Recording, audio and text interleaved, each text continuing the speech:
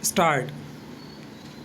Before the Joint Select Committee, as also in the Lok Sabha, very strong arguments were advanced, and it was said that something more should be done than what had been proposed at present in the case of linguistic minorities.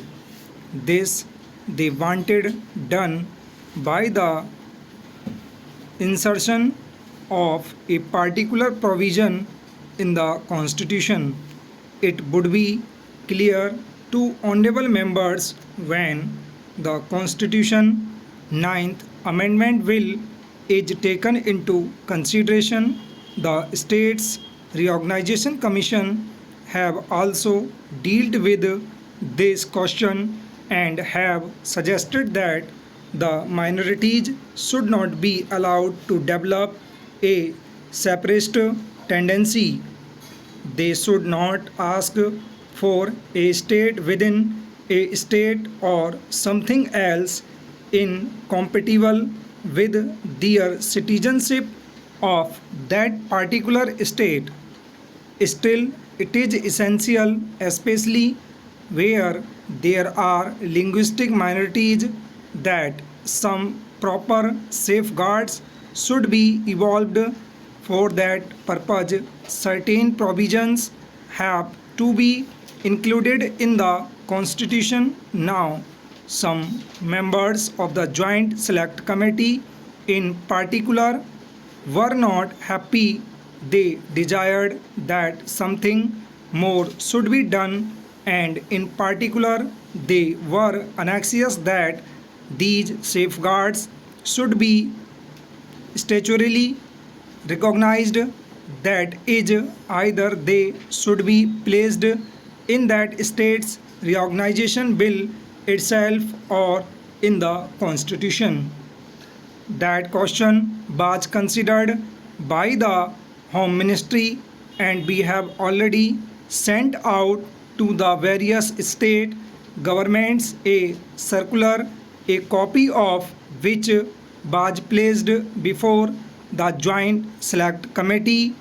This circular has been published along with the report of the Joint Select Committee. In that, honorable members will find that certain safeguards have been suggested regarding middle or high schools, regarding concessions in respect of administrative matters, etc. It was suggested that the governor ought to have some powers of making inquiries into these matters. The governor also will be making inquiries in the light of the amendment that has been proposed in the Constitution Ninth Amendment Bill. It was further contended that it would not be sufficient unless we have got statutory safeguards. So far as these statutory safeguards are concerned, it was considered that it would not be advisable in the interests of the linguistic minorities themselves to have these safeguards. What is most important is that though certain rights have to be safeguarded to the minorities, they have to develop a sense of oneness and harmony with the rest of the population, and the rest of the population also should not believe that these people have got separatist tendencies. If certain statutory safeguards were introduced, it was felt that they would lead rather to the worsening of the good relations between the linguistic minorities and others than to any improvement.